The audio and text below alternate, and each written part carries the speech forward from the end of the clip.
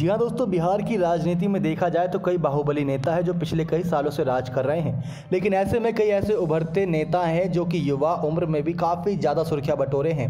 ऐसे में बिहार की राजनीति पिछले कई सालों से नीतीश कुमार, लालू प्रसाद यादव और रामविलास पासवान के इर्द गिर्द ही घूम रही है। हालांकि अब प्रदेश के कई युवाओं को राजनीति में काफ़ी एक्टिव देखा जा रहा है। बिहार के कुछ ज़्यादा ही सुर्खियां बटोरते नेताओं में से एक है चिराग पासवान। चिराग पासवान लोक जनशक्ति पार्टी यानी कि एलजेपी के अध्यक्ष हैं और बिहार में जमुई सीट से लोकसभा सांसद भी हैं। चिराग पासवान का जन्म रामविलास पासवान की दूसरी पत्नी रीना पासवान से 31 अक्टूबर 1982 को हुआ था। चिराग ने अपनी स्कूलिंग दिल्ली से करने के बाद झांसी में बुंदेलखंड यूनिवर्सिटी से बीटेक किया, यानी कि अच्छे खासे पढ़े लिखे नेता कहे जा सकते हैं। हालांकि चिराग इंजीनियर नहीं कुछ और ही बनना चाहते थे। ये हर किसी के लाइफ में होता है कि हम करना कुछ और चाहते हैं, हम कर कुछ और रहे होते हैं, लेकिन एक समय पर एहसास होता है कि हमें तो करना कुछ और ही था। तो चिराग पासवान के बारे में कहा जाता है कि उनका पहला प्यार एक्टिंग ना कि पॉलिटिक्स। इस कारण उन्होंने एक्टर बनने के लिए बॉलीवुड का रुख किया। साल 2011 में कंगना रनौत के साथ उनकी फिल्म भी रिलीज हुई। फिल्म का नाम था मिले ना मिले हम।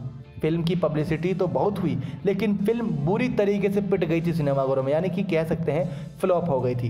पहली फिल्म फ्लॉप होने के बाद चिराग को दूसरी फिल्म के ऑफर भी नहीं मिले।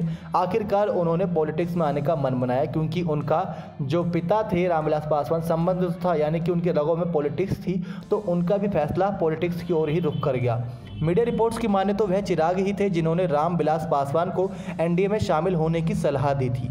2014 में चिराग पासवान जमुई सीट से लोकसभा पहुंचे।